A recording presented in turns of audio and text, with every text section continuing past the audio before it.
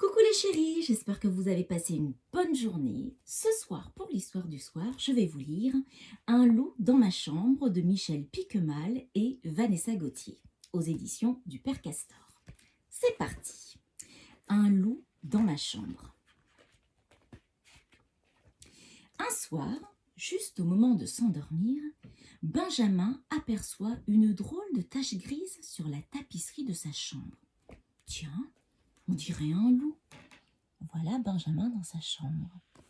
Qu'est-ce que c'est que cette tache? Benjamin approche son œil tout près, tout près. Mais oui, c'est un loup. Il y a un loup dans la tapisserie de ma chambre. Vite, il appelle sa maman. Regarde maman, là entre les étoiles. Il y a un loup. Mais allons, lui dit-elle, ce n'est rien.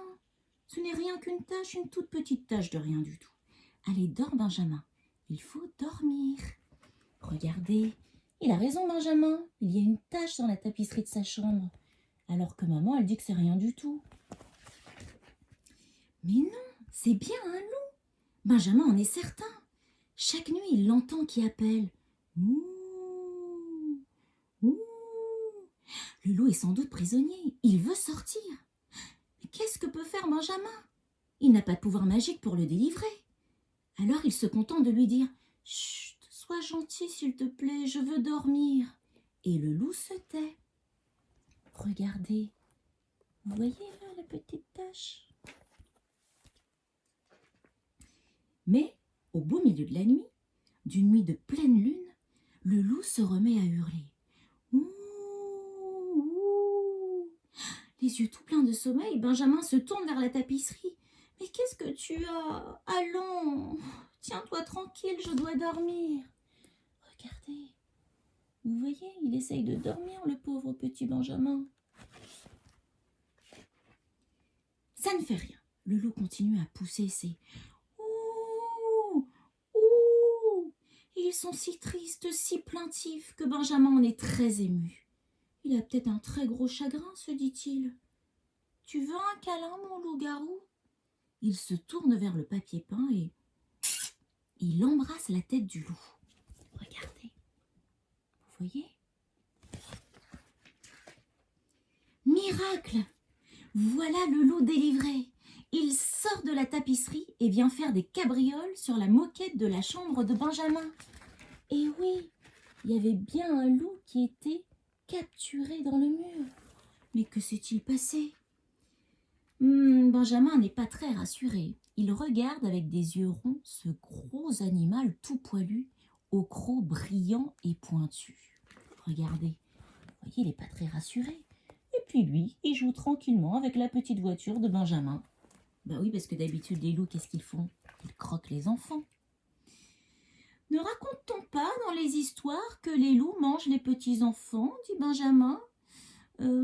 Si vous avez faim, monsieur le loup, il bégaye parce qu'il a très peur. Il reste des hamburgers au congélateur.